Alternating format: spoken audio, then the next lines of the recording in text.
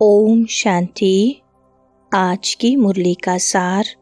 मीठे बच्चे, देवता बनना है तो अमृत पियो और पिलाओ।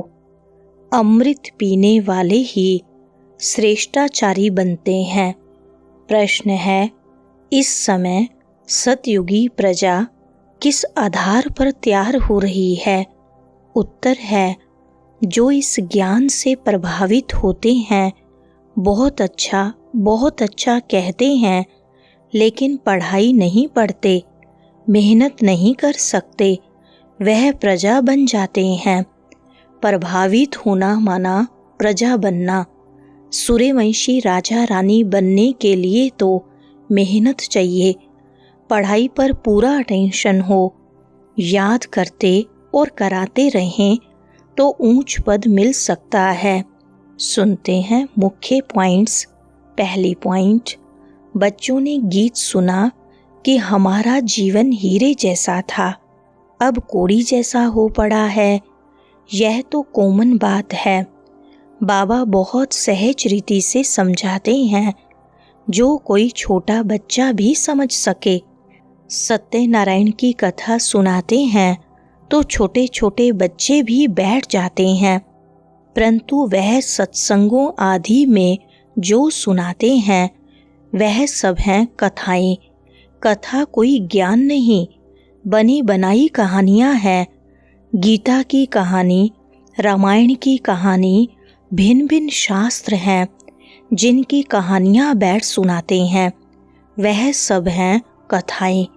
कहानियों से कोई फायदा होता है क्या?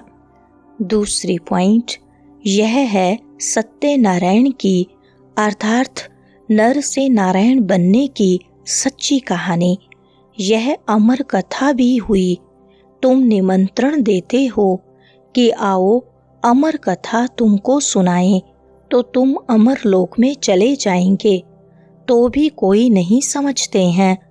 शास्त्रों की कहानियां सुनते आते हैं, मिलता कुछ भी नहीं।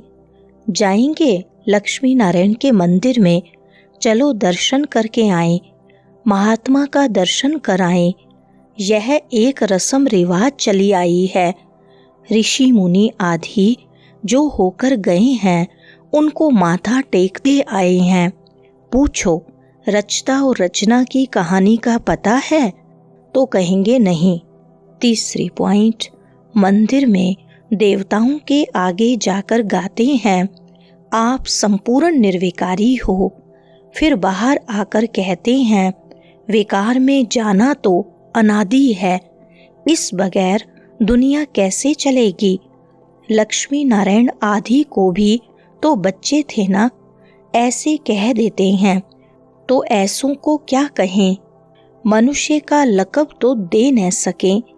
देवताएं भी मनुष्य थे, कितने सुखी थे लक्ष्मी नारायण के राज्य में। तुम बच्चों को बाबा बहुत सहज बात बताते हैं। बरोबर यहाँ भारत में ही स्वर्ग था, लक्ष्मी नारायण का राज्य था, चित्र भी हैं।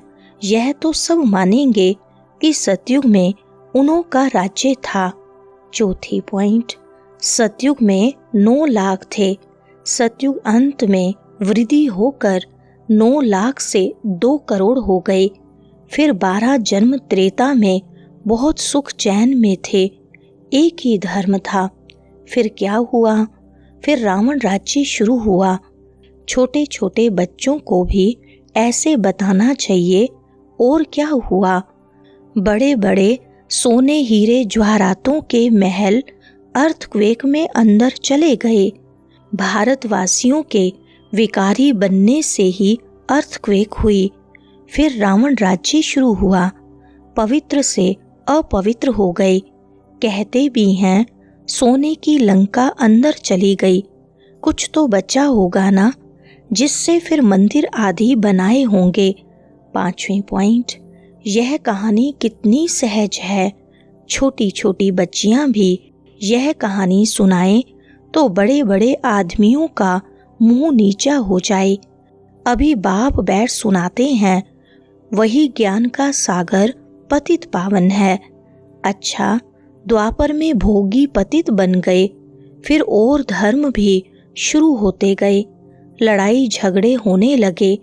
द्वापर से लेकर हम गिरे, कलयुग में हम और ही विकारी बने, पत्थर की मूर्तियां बनाते रहे।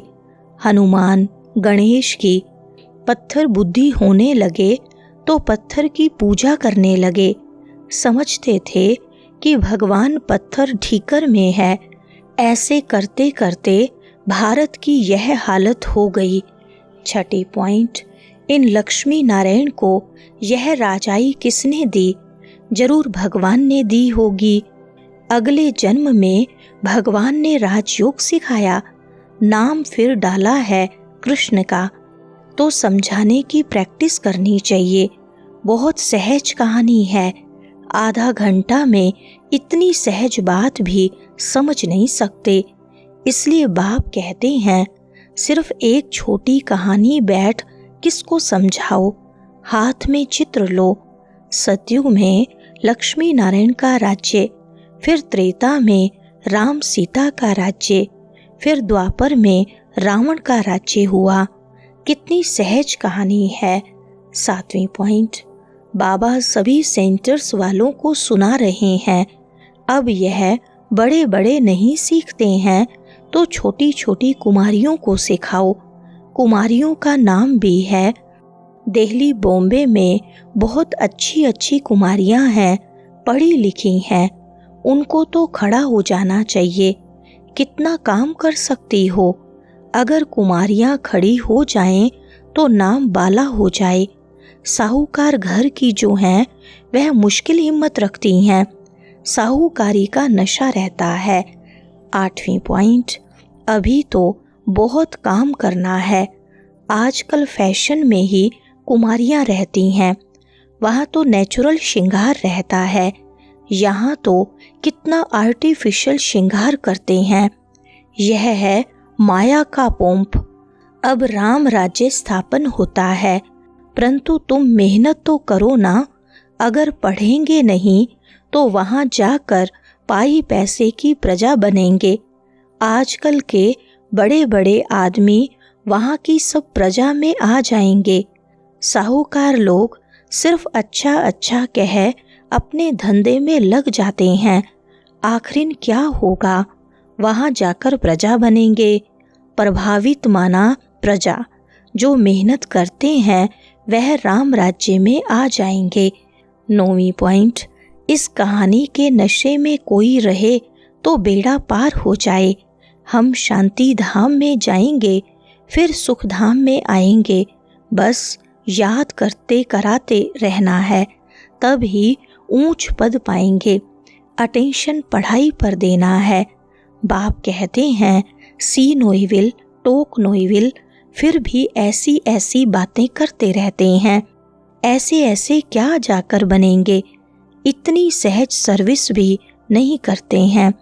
छोटी छोटी बच्चियां भी यह समझा सकती हैं, सुना सकती हैं। बंदर सेना भी मशहूर है। सीताएं जो रावण की जेल में फंसी हुई हैं, उन्हों को छुड़ाना है। वरदान है, नए जीवन की स्मृति से कर्म इंद्रियों पर विजय प्राप्त करने वाले मर्जीवा भव। विस्तार है, जो बच्चे पूरा मर्जीवा बन गए उन्हें कर्म इंद्रियों की आकर्षण हो नहीं सकती। मर्जीवा बने अर्थात सब तरफ से मर चुके, पुरानी आयु समाप्त हुई। जब नया जन्म हुआ तो नए जीवन में कर्मेंद्रियों के वश हो कैसे सकते? ब्रह्मा कुमार कुमारी के नए जीवन में कर्म इंद्रियों के वश होना क्या चीज होती है? इस नॉलेज से भी परे शूद्रपन का जरा भी सांस अर्थात संस्कार कहाँ अटका हुआ न हुआ। स्लोगन है, वेले दिल में परमात्मा स्नेह को समा लो तो और कोई स्नेह आकर्षित नहीं कर सकता। अच्छा, ओम शांति।